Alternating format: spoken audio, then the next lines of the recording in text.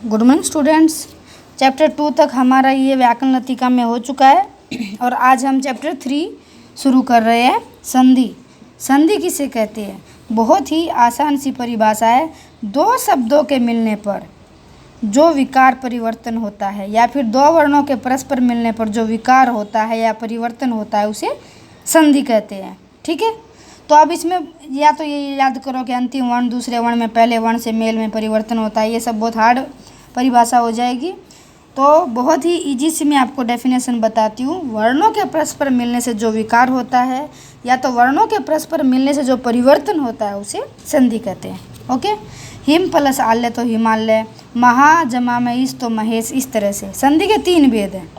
पहले हमें जानना है संधि किसे कहते हैं, फिर संधि के भेद। तो 3 ही भेद है, हम सब जानते हैं। स्वर संधि, व्यंजन संधि, विसर्ग संधि।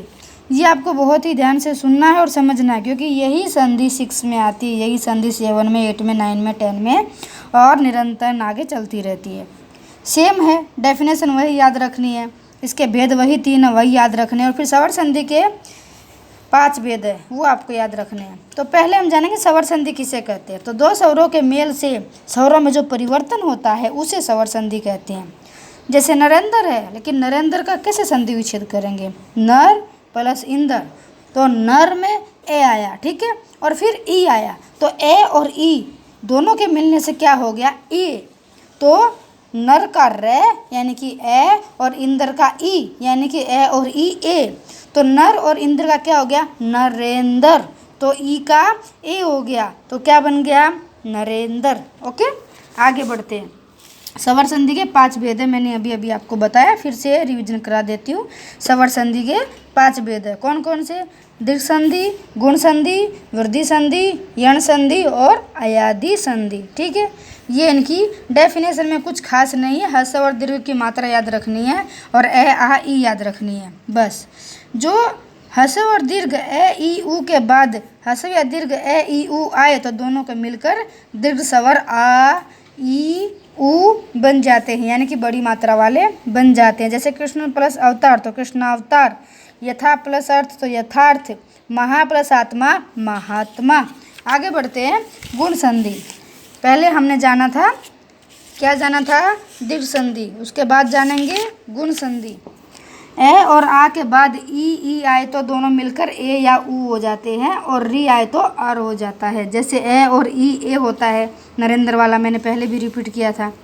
इसी तरह से ए और बड़ी ई होता है तो ए हो जाता है। जैसे गण प्लस इस तो गणेश। इस तरह से ये जो एग्जाम्पल है ये आपको रीड करने हैं। वृद्धि संधि, इसमें ए और आ के बाद ए और बड़े ई की मात्रा वाला आए तो दोनों मिलकर ए और ओ औ और तो ओ और औ आए तो ओ हो जाते हैं। जैसे ए प्लस ए तो बड़ा ए यानी कि एनक वाला ए, एक एक तो एक एक, तो ये बड़ा के की मात्रा आई। ठीक है, इसी तरह से ए प्लस ए तो तथा ए तथेव, ए प्लस ए तो फिर से बड़ा ए यानी कि मत प्लस एक है तो मत एक के, यहाँ पे बड़े ए की मात्रा आ जाएगी सभी में। आगे बढ़ते हैं। यण संधि। यदि ह्रस्व और दीर्घ ई उ के बाद कोई असमान स्वर आए तो ई का य और उ का व हो जाता है। कैसे? ई प्लस ए तो य यानी कि यदि प्लस अपी तो यद्यपि। ठीक है, ये हो गया। इसलिए ई प्लस आ तो या, इति प्लस आदि तो इत्यादि, क्योंकि यहाँ पे इति में ई था और आदि में आ था और ई और आ जुड़ गए तो या हो गया, यानी कि इत्यादि या बन गया। कहाँ पे या बना? आ की जगह पे आदि का आ था, वहाँ पे या बन गया इत्यादि। ये आपको इस तरह से रीड करने हैं, ऐसे याद नहीं होंगे। ई प्लस उ तो यू बन गया। ये इतनी ही चीज़ आपको याद करनी है, जो पहली है ना ये रो, बस इतनी ही याद करनी है। ई प्लस उ तो क्या बन गया? यू, क्योंकि ऊपरी में ई आया ना और उक्त में उ आया ना, तो उ और ई और उ प्लस हुए तो क्या बन गया? यू। तो ई और उ तो क्या बन गया? यू, तो ऊपर युक्त। ठीक है, युक्त कहाँ से आया? यू बनने से। उ प्लस आ तो क्या हो गया? वाह। ठीक है, उ प्लस आ तो वाह, यानी कि सु प्लस आगत, ये सु ऊ का सु आया, ठीक है, ऊ आया। आगत का आ तो क्या बन गया, वाह, तो स्वागत, क्योंकि आ का और ऊ का क्या बना, सु और आ का वाह बन गया। ऊ प्लस ए तो वे, अनु में ऊ है और एसन में ए है तो वे बन गया, तो अनुवेशन, ये वह बन गया। ये आपको रीड करना है, शब्द अपने आप बनते जाएंगे। ऊ प्लस ए तो क्या हो गया, वह, तो अनु प्लस अय। पहले अनु में ऊ आया, फिर अय में ए आया, और ऊ और ए क्या बन गए, वह, तो अनव्यय, ये वह यहाँ से आया। जो इन शब्दों में सेकंड या थर्ड स्वर है वो यहाँ पे ज्वाइंट करने से बने हैं। ये यण संधि थोड़ा हार्ड था, थोड़ा सा मुश्किल था, लेकिन ध्यान से रीड करोगे तो बहुत ही इजी है। इतना रीड कर लिया तो संधि अपने आप बनानी आपको आ जाएगी। संधि छेद भी कर सकते हो, संधि विच्छेद भी कर सकते हो, ठीक है, ये आपको रीड करना है। आगे बढ़ते हैं।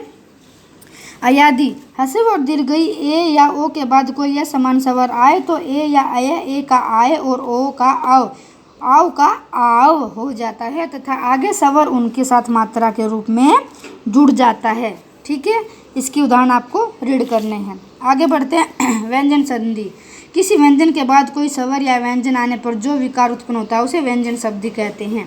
जैसे दिक प्लस अंबर तो दिगंबर, कै का ग हो गया, तत् प्लस लीन तो तल्लीन, सत प्लस जन तो सज्जन, सम प्लस योग तो संयोग, ये आपको रीड करने हैं। आगे बढ़ते हैं। विसर्ग संधि, विसर्ग के बाद कोई स्वर या व्यंजन आने पर परिवर्तन होता है तो उसे विसर्ग संधि कहते हैं।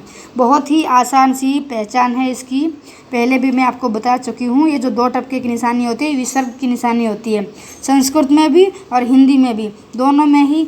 मोस्टली तो संस्कृत भाषा में विसर्ग का बहुत ज़्यादा उपयोग होता है, हिंदी में बहुत ही कम उपयोग होता है। खास करके विसर्ग का उपयोग संधि में ही होता है, ठीक है। जैसे प्रातः, इस तरह से प्राय, दुख, ऐसे। तो ये रहा दु प्लस चरित्र तो दुष्चरित्र, नि प्लस तेज तो निस्तेज। ये जो विसर्ग का दो टप्पे की निशानी है ना, ये स बन गया, ओके। जैसे प्लस दा तो यशोदा, ठीक है, इस तरह से याद कर लेना। आगे बढ़ते हैं। बस हमारा जो पाठ है ये पूरा हो गया है। आपको थोड़ा सा मैं रिपीट करा दूँ कि यश प्लस दा तो यशोदा, स बन गया। मन प्लस नित तो मनोनित, नि प्लस आशा तो निराशा, दो प्लस चरित्र तो दुष्चरित्र, नि प्लस तेज तो निस्तेज, ओके। इस तरह से विसर्ग की बहुत ही आसान सी परिभाषा है, जो दो टपके की निशानी वहाँ पे स बन जाएगा। पहले शब्द के अंतिम वर्ण और दूसरे शब्द के प्रथम वर्ण के मिलने से जो परिवर्तन होता है उसे संधि कहते हैं। लेकिन ये थोड़ी सी हार्ड डेफिनेशन है, मैं आपको बता दूं। दो स्वरों के मेल से जो विकार उत्पन्न होता है उसे संधि कहते हैं। दो स्वरों के मेल से जो परिवर्तन होता है उसे संधि कहते हैं। ये दोनों डेफिनेशन इजी है और दोनों में से कोई भी रीड कर लेना। और संधि के तीन ही भेद है, कौन कौन से, स्वर संधि, व्यंजन संधि और विसर्ग संधि, ओके। पाठ हमारे यहाँ पे पूरा होता है। इसी के साथ धन्यवाद।